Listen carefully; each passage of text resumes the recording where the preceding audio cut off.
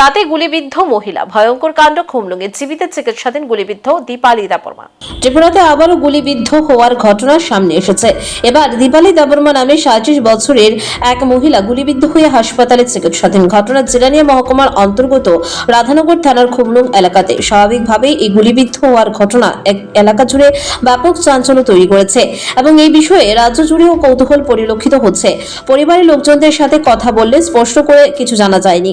বিশেষ করে কিভাবে ওই মহিলা গুলিবিদ্ধ হয়েছেন এটা এখনো পরিষ্কার নয়।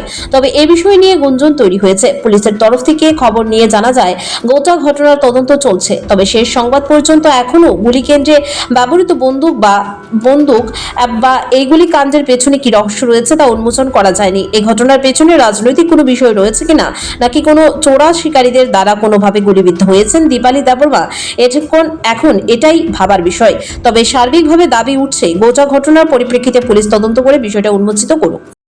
আমরা তো আগুন জ্বালাইছে 4 জন লোক, আমরা মা, সবরি মা, আমার মা, শাশুড়ি আর বউ ঘর বাড়ি গেছে। এরপরে গুলি নি লাগছে না লাগতেছে না, ঠিক করে গুলি কোনখানে লাগছে? এই কি কে করছে গুলি? জানি